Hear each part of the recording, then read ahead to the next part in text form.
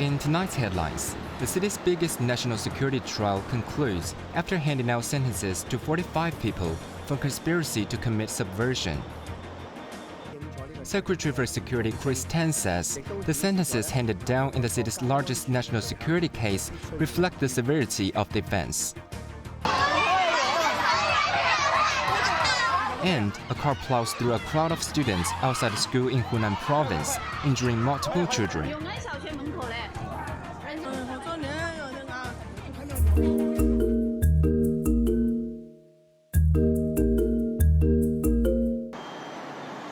In a landmark trial in which 45 people have been accused of subversion, concluded today with the court handing out sentences ranging from 4 years to 10 years. It was the biggest court proceeding under the city's national security law. Popularly known as the Hong Kong 47, the case against 2 defendants were dismissed earlier. However, Benny Tai, the alleged mastermind behind an unofficial legislative primary election in the hope of bringing down the Hong Kong government 4 years ago, has been jailed for 10 years for conspiring to subvert state power. As a principal offender, the 60-year-old former law professor at the University of Hong Kong was given the harshest sentence. The High Court said Tai advocated for a revolution and masterminded the scheme. While Tai himself did not contest in the primary, he provided the necessary platform for others to exercise their vetoing power, the judges stated.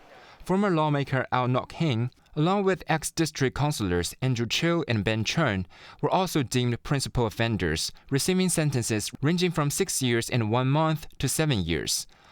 Fergus Leung, Sam Chun, and Owen Chow, who drafted a declaration to veto the budget and compelled then-Chief Executive Carrie Lam to address the protesters' demands in 2019, were labeled active participants and sentenced from 4 years and 11 months to 7 years and 9 months. Chow received the longest sentence for his efforts to ensure the plan's success. Another active participant, Gordon Ng, was sentenced to 7 years and 3 months for promoting mutual destruction after the national security law took effect. Joshua Wong, known for his role in opposition protests in 2014, was also classified as an active participant and sentenced to 4 years and 8 months. The remaining primary candidates received sentences of at least 4 years and 2 months. In handing down the sentences, national security judges Andrew Chen, Alex Lee, and Johnny Chen stressed that, had the scheme been carried out to the very end, the adverse consequences would be far-reaching and no less serious than overthrowing the government of the HKSAR. Quentin Yang, Cable News.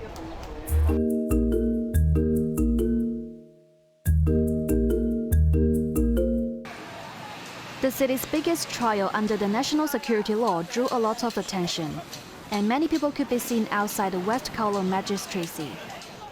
Many people stood in a line from the early hours this morning. One of the familiar faces was retired Cardinal Joseph Zhang. The chair of the now-defunct Democratic Party of Hong Kong, Emily Lau, could not attend the trial as the courthouse was full. Activist Chan Po-Ying, whose husband, Leung Kwok-hong, better known as Longhair, was sentenced to 6 years and 9 months, emphasized that the trial was unfair. I think the whole trial is unfair because what they have done is only, to do what the basic law had already laid down, that it is their right to put pressure to the administration to let them respond to the majority of Hong Kong people. Another activist, Law Yuk Lin, said it was hard to accept because the sentences were too harsh. Representatives from the U.S. consulates also attended the trial. Because we come to attend the trials on a regular basis, I think it's really important for international observers and representatives from the consular community here, the diplomatic community that is, to come to these trials and see what's going on, especially for cases that are, for political reasons, for people expressing their views and for their willingness to participate in a political process in Hong Kong. 任何人都不能打着民主的旗号 Foreign Ministry spokesman Lin Jian reiterated that Hong Kong operates under the rule of law, condemning attempts by individuals to engage in illegal activities under the guise of democracy, while trying to evade legal sanctions. 今次嘅判刑呢， Secretary for Security Chris Tang pointing out that the sentences reflected the severity of the offence, asserting that the government would review individual sentences for possible appeals. Evelyn Bai, Cable News.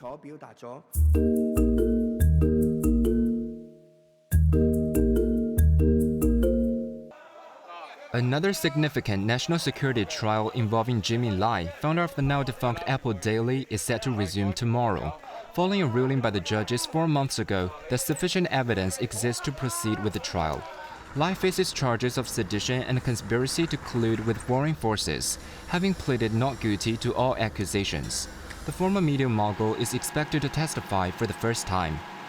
Former senior executives from Apple Daily who pleaded guilty to related charges 2 years ago have now turned accomplice witnesses and will be testifying against Lai.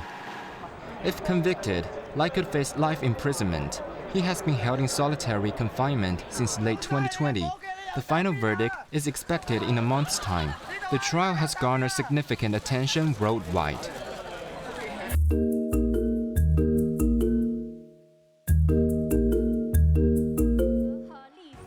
Vice Premier He Lifeng emphasized the central government's commitment to supporting high-quality companies in listing and issuing bonds in Hong Kong, further enhancing the city's status as an international finance center.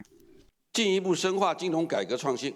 Speaking at the third Global Financial Leaders Investment Summit held by the Hong Kong Monetary Authority, He said the SAR's robust financial system and growing appeal to investors has a pivotal role to play in establishing sound capital markets. 国家好，香港一定好。 Looking ahead, He stated that the central government's stimulus measures have taken effect and benefited Hong Kong. 积极支持符合条件的境内。 Wu Qing, chairman of the China Securities Regulatory Commission, reinforced Beijing's commitment to let domestic enterprises to list overseas through Hong Kong. The authority will continue to explore access with overseas markets through expanding the scope of the Stock Connect with Shanghai and Shenzhen, Wu added. Eddie Yu, chief executive of the Monetary Authority, said the financial sector should seize opportunities. Second is to distinguish signals from noises, to identify trends that are here to stay, and to ride on them with our unique value proposition. To Hong Kong, that means seizing the opportunities offered by a transforming China and capturing the potential unleashed by digitalization and sustainability. With the theme of selling through changes, the three-day summit has attracted over 100 professionals and regulators from around the world to discuss challenging financial issues. Evelyn Bai, Cable News.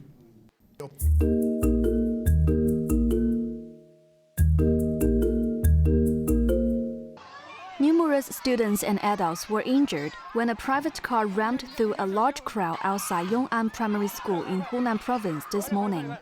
Online footage of the incident in Chengde City showed panicked students running away from a white car, which eventually stopped in the middle of the road.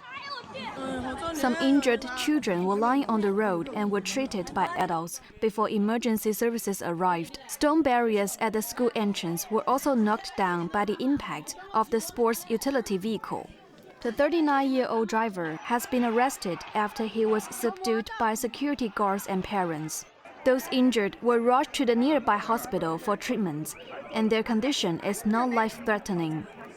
This is the second such incident in as many weeks after a man plowed his vehicle through a crowd at a stadium in Zhuhai, killing 35 people.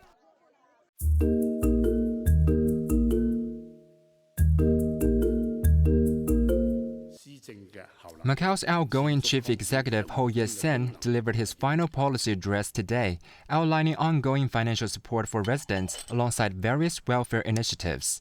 Ho, who did not seek re-election, announced a cash handout of 10,000 patakas for permanent residents, while non-permanent residents will receive 6,000 patakas. Additionally, the government plans to enhance support for caregivers by providing monthly subsidies exceeding 2,100 patakas. This initiative is part of the government's continuous efforts to alleviate financial burdens on its citizens amid economic recovery efforts following the COVID pandemic.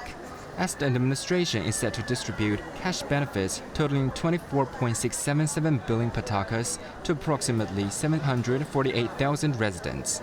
He also indicated that the administration intends to increase funding for educational and social services. The chief executive also reiterated the government's commitment to fostering economic diversification, emphasizing the near completion of the 1+4 key industry structure framework. This initiative aims to improve the quality of Macau's integrated tourism and leisure sector by enriching non-gaming elements. Reflecting his 5 years in office, Ho noted that his administration had successfully navigated challenges posed by the pandemic and thanked the central government for its support. Quentin Ya, Cable News.